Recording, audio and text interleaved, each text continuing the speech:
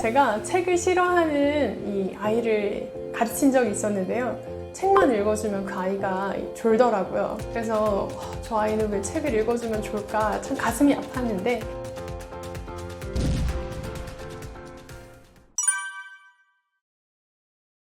제가 책을 싫어하는 이 아이를 가르친 적이 있었는데요.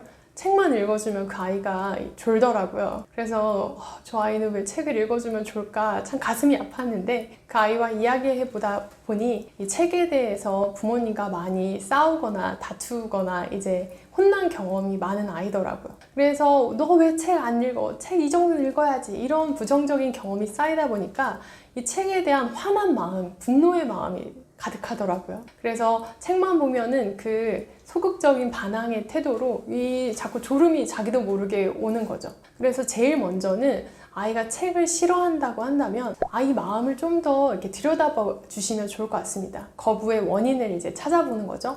아이가 왜 책을 싫어하게 됐을까? 이렇게 관찰하면서 들여다보면서 그 원인을 찾아서 그 마음을 먼저 해결해 주시는 것이 가장 좋을 것 같습니다. 두 번째는 아이가 책을 좋아하는, 자기가 관심 있는 분야부터 시작할 수 있도록 도와주시는 것이 좋습니다. 좋아하는 동물이라든지 캐릭터, 스포츠, 게임, 다양한 분야에서 아이들이 좋아하고 관심이 있어 하는 분야가 있다면 그 분야에 관한 책부터 같이 시작해 보는 거죠.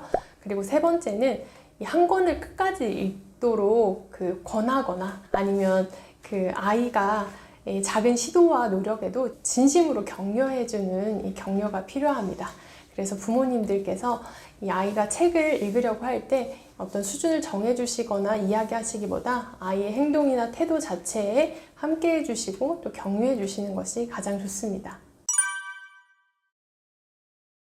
무엇에 관심이 있는지 잘 모르실 경우에 함께 도서관이나 서점에 가보시는 걸 추천드립니다. 아이들이 이곳저곳 여러 곳을 다니다가 뽑아드는 책이 있거든요. 그리고 자주 보는 책이 있습니다. 그 분야에 관심이 있다면 어떤 분야야? 너는 이게 왜 재밌어? 엄마한테도 소개해 줄래? 라고 이야기하면서 이야기를 이제 해보는 거죠. 그리고 아이들조차도 이 경험이 작은 아이들은 자기가 무엇에 관심이 있는지 모를 수 있습니다. 그럴 경우에 다양한 분야의 책들을 함께 읽으면서 무엇에 더 관심이 있는지 함께 찾아가 보시는 것도 좋은 방법입니다. 저희 집은 한 달에 한 번씩 전집을 교체해 주면서 아이들과 다양한 책을 읽어보고 있는데요. 어떤 때는 사회도서, 과학도서, 세계 여러 나라 이야기 이렇게 자주자주 바꿔줍니다. 저희 아이가 세계의 역사에 대해서 굉장히 관심을 보이더라고요. 세계 여러 나라에 대한 이야기를 듣는 걸 좋아하고 또 그 역사에 대해서 궁금해하고 있더라고요. 아이가 궁금해하는 책은 한 번 더 빌려달라고 요청을 합니다. 엄마 그때 읽었던 그 전집 있잖아. 그거 한 번 더 빌려주세요. 이렇게 이야기를 하면 그 전집을 한 번 더 빌려서 또 한 번 읽어본다던가 아니면 세계 역사에 대한 다른 출판사에서 나온 다른 전집을 읽으면서 이 세계 역사에 대한 다양한 지식을 쌓는 거죠. 근데 저희 아이가 이 세계의 다른 문화와 이 활동이나 이런 역사들을 읽으면서 굉장히 관심 있어 하고 또 기억하는 걸 좋아하고 또 다른 사람에게 설명하는 것을 재밌어 하더라고요. 그래서 저희 아이가 어떤 분야에 관심이 있는지 몰랐는데 다양한 책을 경험하면서 이런 분야에 관심이 있구나 찾아보게 되는 경험이 되었습니다. 너무 좋다고 생각합니다. 왜냐하면 요즘에는 한 분야의 덕후가 살아남는 시대더라고요. 그래서 그 분야에 대해서 이 아이가 전문가다 또는 이 분야에서만큼은 내가 자신이 있다 이런 긍정적인 경험이 쌓이면 아이가 자신감을 얻고 다른 분야에 대해서도 알아볼 때 이런 효과적인 긍정적인 이런 경험을 주게 되거든요. 그래서 한 분야에 깊이 파고드는 건 전 너무나도 찬성이고 그 분야에 대해서 아이가 충분한 자신감과 지식을 얻도록 더 깊이 있게 심화 있게 다뤄주시는 것도 좋을 것 같습니다.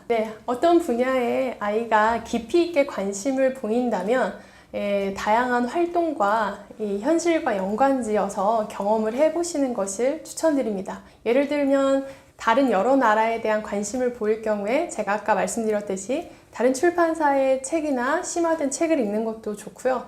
또는 박물관이나 어떤 다른 나라를 경험할 수 있는 그런 곳을 직접 찾아가서 그 문화에 대해서 충분히 더 이해하는 다른 방식의 텍스트를 또 읽어보는 거죠.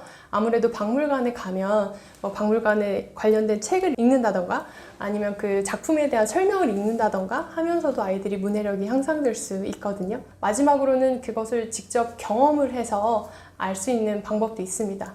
그래서 직접 그것에 관한 실험을 해본다던가 사진을 찍어본다던가 아니면 그림을 그린다던가 하면서 아이들이 그 분야에 대해서 충분히 경험을 폭넓고 깊게 경험해보는 것을 추천드립니다.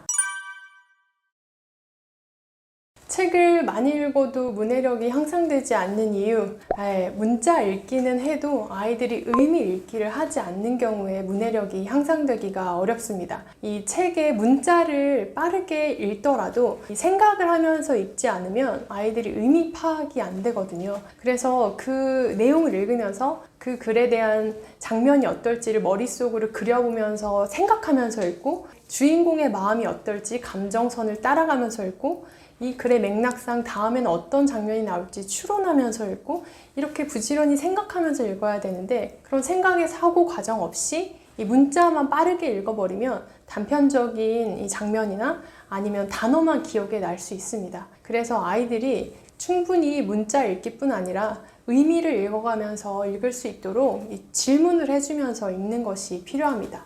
예를 들면 깊이 있게 그 감정에 공감할 수 있게 이때 이 사람의 마음이 어땠을 것 같아? 라는 질문을 한다던가 아니면 이제 추론하면서 읽을 수 있도록 이 장면에 어떤 장면이 나올까?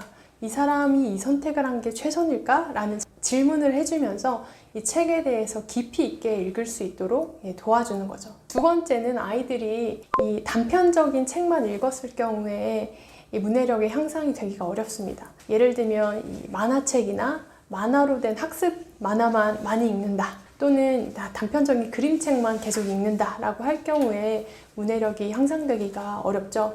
문해력이 향상되려면 자기 수준보다 약간 높은 책을 읽어 나갈 때 이 문해력이 향상되거든요. 그래서 부모님들이 이런 책을 다음 단계로 도전할 때 같이 이 부분을 읽어주신다거나 아니면 그 부분에 대한 책을 여러 번 쉬운 책으로 반복해서 접할 수 있게 도와주시면서 조금씩 향상되도록 도와주시는 것이 좋습니다. 세 번째는 이 독서 후에 생각 정리가 되지 않을 때 문해력이 향상되기가 어렵습니다. 책을 읽는 능력과 이 생각을 정리해서 꺼내는 능력은 또 다른 개념이거든요. 그래서 자기가 책을 읽어도 계속 그 책의 내용을 머릿속으로 생각했던 것을 입 밖으로 꺼내거나 표현하거나 꺼내보지 않으면 이것을 굉장히 발전시키기가 어렵습니다. 그래서 부모님들이 책을 읽고 난 후에는 이 말로 꺼내는 연습을 많이 해주시는 것이 좋습니다. 이 주인공이 누구였어? 이때 이 중요한 사건들이 어떻게 연결됐어? 이런 질문들을 통해서